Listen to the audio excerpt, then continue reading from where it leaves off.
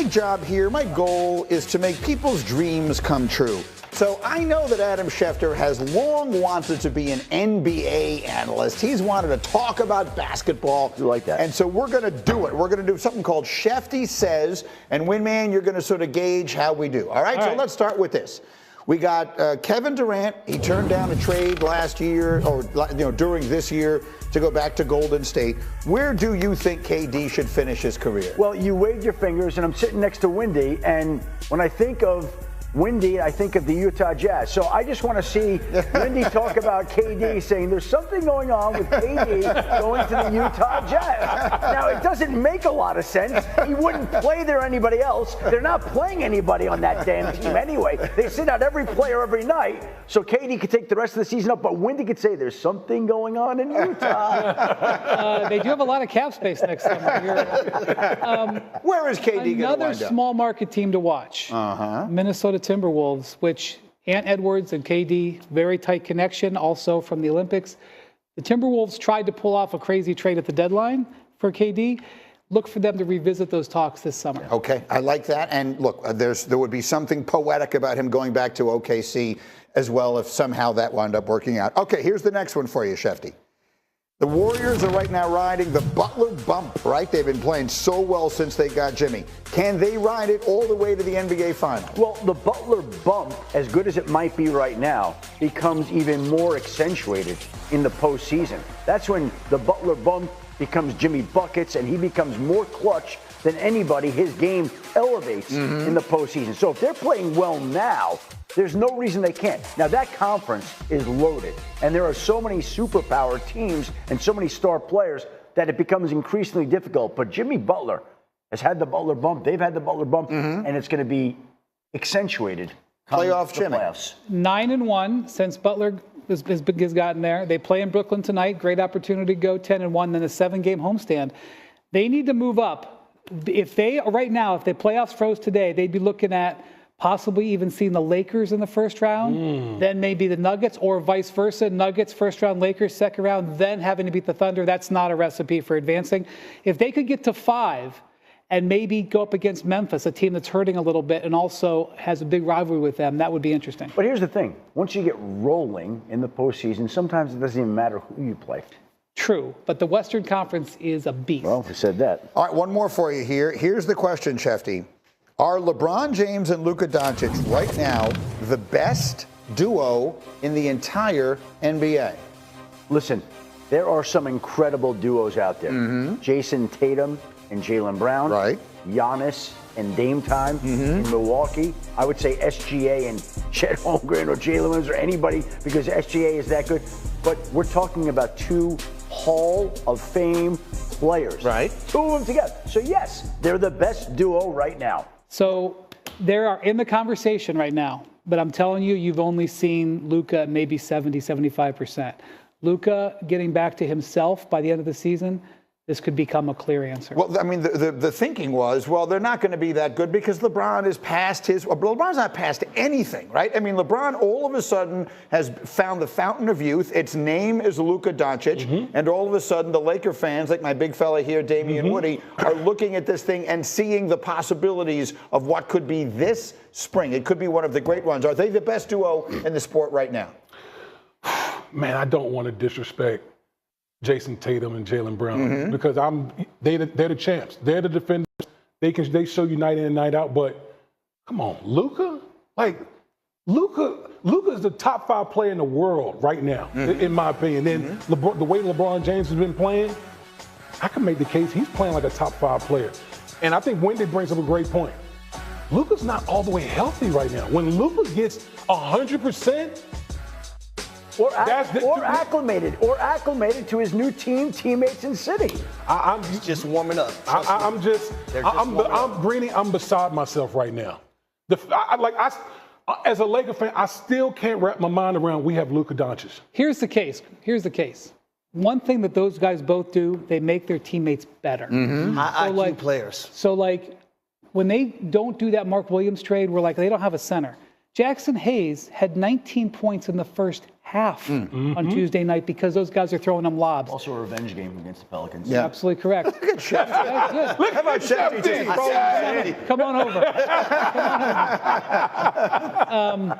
That's the thing. Like, they elevate their team. Not saying that Tatum and Brown don't, but that's one thing they specialize in. It is, just as an aside, because this is not the topic that we want to do here, but just as an aside, the more you watch Luka on the Lakers, the more unfathomable it is that they traded him. Right? I mean, the more just unimaginable, and I know that things have fallen apart so horribly in Dallas, and part of that is just bad luck that Kyrie got hurt. It's not really bad luck that Anthony Davis gets hurt, because that is kind of his MO. But the fact that the Maverick season has gone the way it has gone, and Luka, who just turned 26, last week or whatever it was, is looking the way he is, the more unimaginable that trade becomes. Everybody saw this, though. Yeah. Everybody saw Not this. everybody. Nico Harrison obviously didn't see it. Their belief the is ownership over the in next, Dallas didn't see it. Their belief is that over the next 4 or 5 years, the Dallas, not me, Dallas thinks that Luka will go down. Nobody shared that belief, and certainly nobody thought the die was cast on that at age 25. And now, what the problem is that Dallas said, okay, we're going to trade what we think is a potentially declining player for the next 2 or 3 years where we think we can maybe win. 26. You're going to bet that guy's going to decline? I would say this also about that duo. What I love about it is it doesn't matter how great your defense is. Those guys can still make the right play and get buckets when they want to. Also, their ability to get to the free throw line is unbelievable to me. And Luka's playoff history is extraordinarily good. He carried 2 teams, one to a Western Conference final and one last year to the NBA Finals, that were definitively not, if you just look at the man They for were the man, lower pound for seed. They were the pound. 5 seed last year, and they went to the finals. Yeah, so I mean, Luka has a history of carrying lesser teams than this an awfully long way. But the storyline here is LeBron James finding the fountain of youth, turned 40 in December, and he's been brilliant since then. And I want to do a special one-off edition of D's Notes because I just want to point out what it is that LeBron is chasing. So we were talking yesterday about the greatest 40-plus-year-old athletes that we've seen in American sports history. We're limiting it to team sports for this. And a great job by our staff. Tom Brady, these numbers are so ridiculous. I said, we just need to put these up on television. Can you put that up again, Cindy? I'm sorry. Because I didn't get to read it. He had a Hall of Fame career in his 40s alone. Forget about his 20s and 30s. If Tom Brady had just started his career when he turned 40 years old, he'd be in the Hall of Fame. He had 6 4,000-yard seasons, won 2 Super Bowls, an MVP and a Super Bowl MVP. Patrick Mahomes and Peyton Manning are the only other quarterbacks ever to do all of those things in their careers. Brady did them just starting with the time he turned 40. So if we're sitting here thinking, what is LeBron? How can LeBron become the greatest over 40 athlete of all time? That's the benchmark. It's a long way to go. One of the best full-screen graphics I've seen on I've the ever show. seen, right? Incredible. I mean, it really, if you're going to have a debate about it, it really kind of it ends the debate. It stops you. There is no debate, but it does actually beget a question. We have talked about LeBron James like, well, it's year to year. Well, any minute now it could be over. Well, all of a sudden he's the player of the month and he looks rejuvenated and he's not being asked to carry the same load offensively. And his son is on the team and Luka is on the team. Do we think now, do we have reason to believe that LeBron James could be looking at another 2 or 3 really good seasons in the NBA? Without answering for him, what I would say is he is going year to year. And there's a lot of gas left in the tank. And I was talking to an executive yesterday, and he said, you know, the Lakers didn't just trade for Luka. They traded for Luka and energized LeBron. It was a double whammy. The reason they're so good defensively right now is LeBron is so much in believing that this team can do it. We said this. This is the best way to load manage LeBron James. They could lean on Luka in games. They could lean on Luka as a star. Luka lightens the load in every which way on LeBron, if such a thing were even possible, to extend his career, to preserve him during the course of this season, to make him that much better come the postseason. Rena, you know the great thing about this, you know, always when I talk about the Lakers, I always say it in we. Yep. We still have assets to make this team even better. How happy he is. You're a we guy when it comes to the Lakers? He's a we guy. I don't say we. I'm firmly entrenched in this thing. It's we. Yeah. We have more moves to make us better moving forward after this year. I was trying to calm people down in February. I was trying to calm people down. The roster is imbalanced. They're going to be maybe better next year.